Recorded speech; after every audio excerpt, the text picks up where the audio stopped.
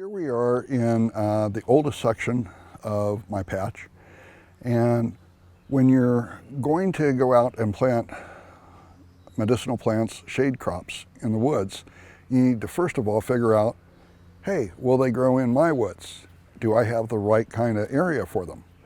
So there's a lot of main considerations there, and that would be your pH level, the amount of shade that you've got, slope, how much moisture is in the soil. Most of these don't like wet feet. They don't like a lot of moisture in the soil. And so the easiest way to do that is, first of all, go out and scout your property. Look for companion plants. What plants are already growing out there? Do you have ginseng on your property? If you got ginseng on your property, you know it grows there. Golden seal, Solomon seal, bloodroot, Virginia snakeroot. Look for those. If you see those are tells that the soil, the slope, the moisture level, the shade is all about right for your other shade crops. Cohosh, Solomon seal. The easiest one and most common one in the state of Ohio is mayaples. And most people don't realize it, but mayaples are in fact a medicinal herb. The roots of mayaples can be used to treat testicular cancer, an extract from the roots. So your mayaples don't bring a lot of money, $5–10 a pound max. The big challenge is mayaples may take 20 years to grow to the point where they're harvestable. So you can't just go out and clear out all your mayaples and expect that there's going to be another crop next year. Doesn't work that way. Forest roots take multiple years to grow. So this is a long-term project. You have to be dedicated and continue to focus on it through time. Now, what you can see here is golden seal. This is a nice rich patch of golden seal. And as you look at it, you'll see how it kind of looks like it's planted in a row. And that's because it is. And if you look at this, you've got the leaf structure, in case you want to identify it. The plant leaf, it's all one leaf connected. And it's a palmate leaf, so it's kind of like your palm. And if you touch it, it's pubescent, so it's got it's a hairy leaf.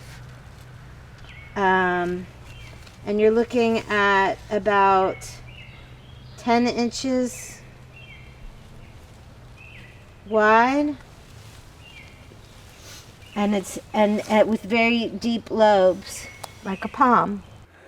When I plant, the first thing I do is I go out and do test plantings. So I'll go out year one and plant some ginseng seeds or plant some golden seal rhizomes. And I'll come back the following spring and see, hey, did they survive? And if they did survive, then I know, yes, this is a place that I should continue planting. Do about 10 little test plots and pick your 2 or 3 best ones to start your area on. That will give you some confidence and a feeling of success, which is really important to have along the way. So when I planted this, one of the things I mentioned is that you want to avoid having wet feet. How can you increase the runoff in the soil in the woods?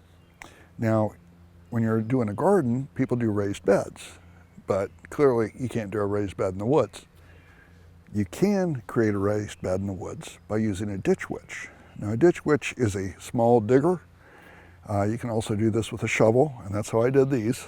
So what I did was I dug a small ditch about 4 to 5 inches deep and 4 to 5 inches wide, 4 to 5 feet apart.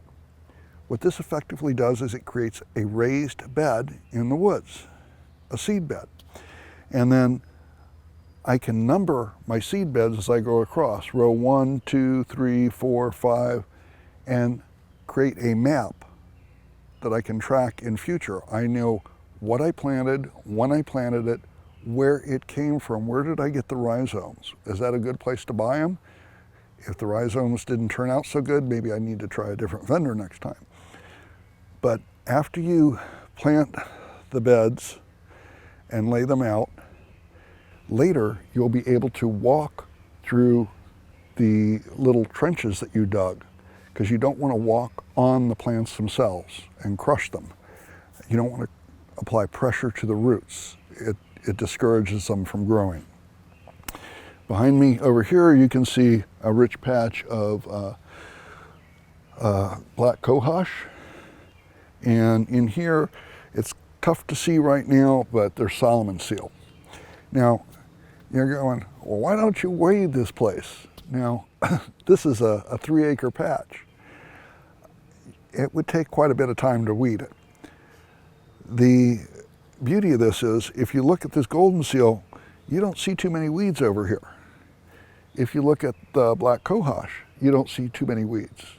The reason for that is black cohosh and golden seal are both community plants. They spread. So they spread and crowd out the weeds. For those of us who don't like to weed, that's a great thing. Also, when they grow in this fashion, they're growing in the natural progression that you have in a woodlot. There's no chemical additions, there's no fertilizers, there's no modifications to the soil. So you can pitch these and sell these as certified organic, presuming that you go through the program. And clearly, certified organic products generate more revenue for you than standard products. Golden seal is used as a topical antibiotic. You just dig up a root, cut it open, rub it on your skin, there's an antibiotic. Pretty cool. That's not the normal way to do it though. The normal way is to grind it up, is to dry the root, grind it up into powder, and then you can go down to Walmart and buy your golden seal. The biggest market for certified organic golden seal is Germany. And in Germany, they're currently paying $70 a pound for a certified organic golden seal. Black cohosh is commonly used to deal with challenges in menopause. So it keeps women from killing their husbands is the way I usually use that. Again, you can buy that at Walmart. And it's a very common product. And so there is a solid market for both of these herbs. When you're planting these, both golden seal and black cohosh can be started from seed, but it's better to start them from rhizomes. Rhizomes are roots from existing plants. What you do is you take a small spade, dig up the roots, shake them off, clean them, and then on a particular root, if I look at my hand here, you may be able to get 4 or 5 different rhizomes off of each root that you dig up. Now, rhizome's got a little starter bud on it.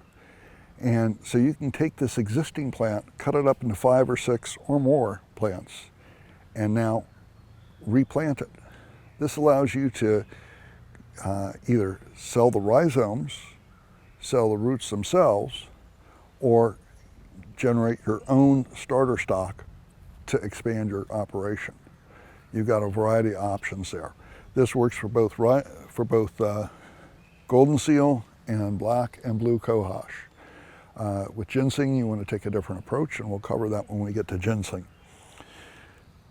The people will say, well, how am I going to sell my golden seal? Who's going to buy my black cohosh, my blue cohosh?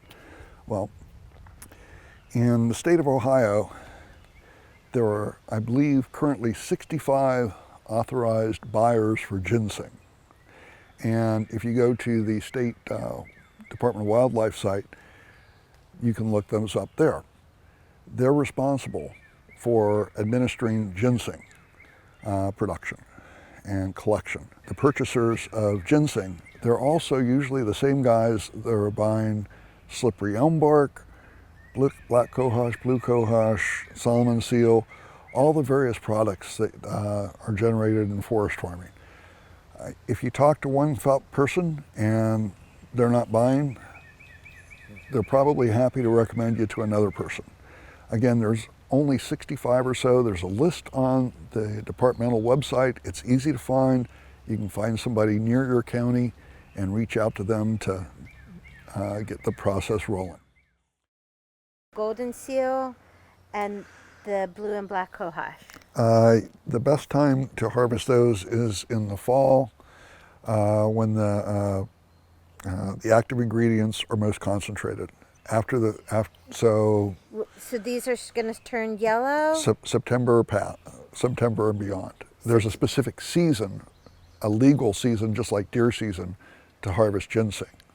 Oh, okay, that's good to know. Yeah, and when we get to ginseng, I'll talk about that and how you can never plant ginseng twice in the same place and stuff like that. So. Okay, but these are perennials. So yes. They come back as long as you don't remove all the roots. Right. And the leaves will turn yellow. That is correct. And that's also another indicator that it's going to be time soon to harvest. Okay.